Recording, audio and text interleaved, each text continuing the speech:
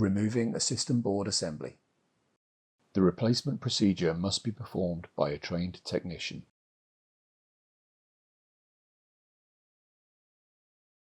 Remove the top cover. Remove the air baffle.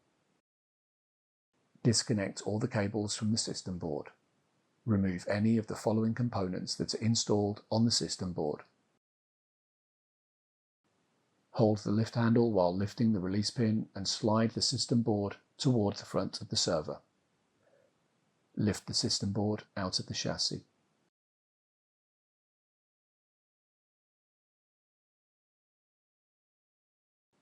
Remove the system I/O board from the processor board. Remove the screws that secure the system I/O board.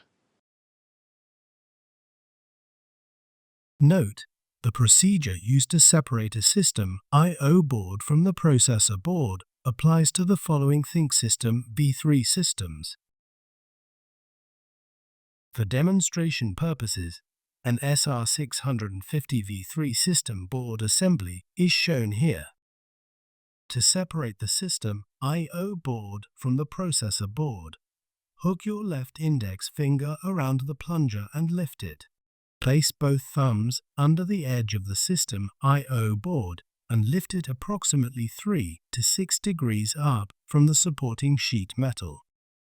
Use your thumbs to push against the sheet metal and use your left index finger to pull the system I/O board slightly away from the processor board. While pulling, use your right hand to stabilize the system I/O board and prevent it from rotating. Ensure the gold finger of the system I/O board is less than 10 mm away from the slot on the processor board, and then lift the system I/O board up. If you are going to replace the system I/O board, remove the firmware and ROT security module and micro SD card from the system I/O board.